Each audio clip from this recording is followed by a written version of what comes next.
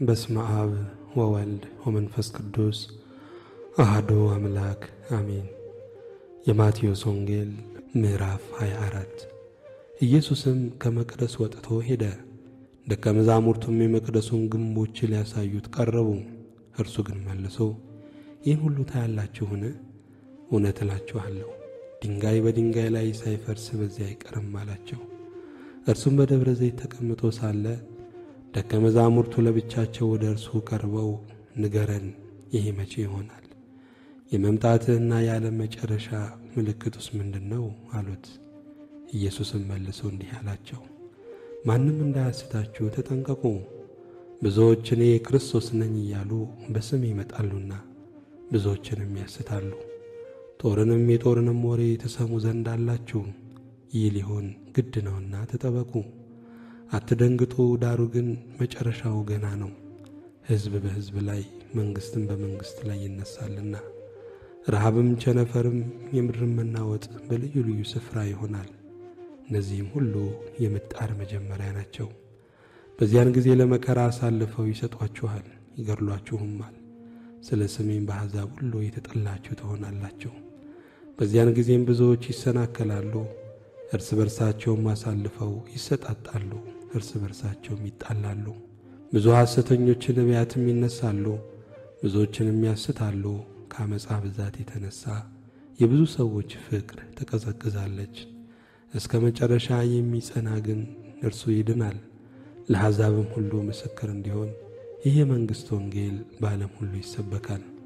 በዚያን ጊዜም መጨረሻው ይመጣል። እንግዲህ በነቢዩ በዳንኤል የተባለውንም የጥፋትን ርኩሰት በተቀደሰችው ስፍራ ቆሞ ስታዩ አንባቢው ያስተውል። በዚያን ጊዜ በይሁዳ ያሉት ወደ ተራሮች ይሽሹ። በሰገነትም ያለ በቤቱ ያለውን ሊወስድ አይውረድ። በእርሻም ያለ ልብሱን ይወስድ ዘንድ ወደ ኋላ ይመለስ። በዚያችም ወራት ለርጉዞችና ለሚያጠቡ ወዮላቸው። ነገር ግን ሽሽታችሁ በክረምት ወይም በሰንበት እንዳይሆን ጸልዩ። በዚያን ጊዜ ከዓለም መጀመሪያ ጀምሮ እስከ ዛሬ ድረስ ያልሆነ እንግዲህም ከቶ የማይሆን ታላቅ መከራ ይሆናልና። እነዚያ ቀኖችስ ባያጥሩ ሥጋ የለበሰ ሁሉ ባልዳነም ነበረ። ነገር ግን እነዚያ ቀኖች ስለ ተመረጡት ሰዎች ያጥራሉ።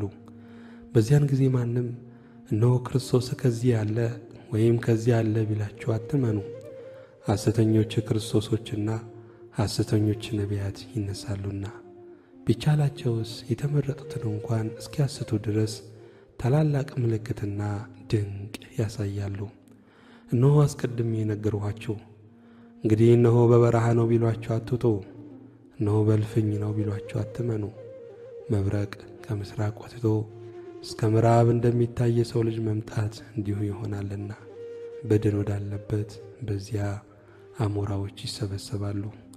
ከዚያች ወራትም መከራ በኋላ ወዲያው ፀሐይ ይጨልማል፣ ጨረቃም ብርሃኗን አትሰጥም፣ ከዋክብትም ከሰማይ ይወድቃሉ፣ የሰማያትም ኃይላት ይናወጣሉ። በዚያን ጊዜም የሰው ልጅ ምልክት በሰማይ ይታያል። በዚያን ጊዜም የምድር ወገኖች ሁሉ ዋይ ዋይ ይላሉ። የሰው ልጅንም በኃይልና በብዙ ክብር በሰማይ ደመና ሲመጣ ያዩታል። መላእክቱንም ከታላቅ መለከት ድምፅ ጋር ይልካቸዋል። ከሰማያትም ዳርቻ እስከ ዳርቻው ከአራቱ ነፋሳት ለእርሱ የተመረጡትን ይሰበስባሉ። ምሳሌውንም ከበለስ ተማሩ። ጫፏ ሲለሰልስ ቅጠሏም ሲያቆጠቆጥ ያን ጊዜ በጋ እንደቀረበ ታውቃላችሁ። እንዲሁ እናንተ ደግሞ ይህን ሁሉ ስታዩ በደጅ እንደቀረበ እወቁ። እውነት እላችኋለሁ ይህ ሁሉ እስኪሆን ድረስ ይህ ትውልድ አያልፍም። ሰማይና ምድር ያልፋሉ፣ ቃሌ ግን አያልፍም። ስለዚያች ቀንና ስለዚያች ሰዓት ግን ከአባት ብቻ በቀር የሰማይ መላእክትም ቢሆኑ ልጅም ቢሆን የሚያውቅ የለም። የኖኅ ዘመን እንደነበረ የሰው ልጅ መምጣት እንዲሆናልና። በዚያች ወራት ከጥፋት ውሃ በፊት ኖኅ ወደ መርከብ እስከ ገባበት ቀን ድረስ ሲበሉና ሲጠጡ ሲያገቡና ሲጋቡ እንደነበሩ የጥፋት ውሃም መጥቶ ሁሉን እስከ ወሰደ ድረስ እንዳላወቁ የሰው ልጅ መምጣት ደግሞ እንዲሁ ይሆናል። በዚያን ጊዜ ሁለት ሰዎች በእርሻ ይሆናሉ፣ አንዱ ይወሰዳል፣ አንዱም ይቀራል። ሁለት ሴቶችም በወፍጮ ይፈጫሉ፣ አንዲቱ ትወሰዳለች፣ አንዲቱም ትቀራለች። ጌታችሁ በምን ሰዓት እንዲመጣ አታውቁምና እንግዲህ ንቁ። ያን ግን ወቁ፣ ባለቤት ከሌሊቱ በየትኛው ክፍል ሌባ እንዲመጣ ቢያውቅ ኖሮ በነቃ ቤቱም ሊቆፈር ባልተወም ነበር። ስለዚህ እናንተ ደግሞ ተዘጋጅታችሁ ኑሩ፣ የሰው ልጅ በማታስቡበት ሰዓት ይመጣልና።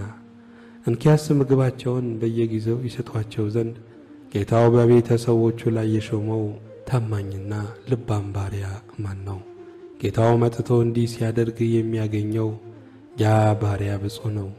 እውነት እላችኋለሁ ባለው ሁሉ ላይ ይሾመዋል። ያ ክፉ ባሪያ ግን ጌታዬ እስኪመጣ ይዘገያል ብሎ በልቡ ቢያስብ ባልንጀሮቹን ባሮች ሊመታ ቢጀምር ከሰካሮችም ጋር ቢበላና ቢጠጣ የዚያ ባሪያ ጌታ ባልጠበቃት ቀን ባላወቃትም ሰዓት ይመጣል፣ ከሁለትም ይሰነጥቀዋል፣ እድሉንም ከግብዞች ጋር ያደርግበታል። በዚያ ልቅሶና ጥርስ ማፏጨት ይሆናል። ምስጋና ለእግዚአብሔር ይሁን።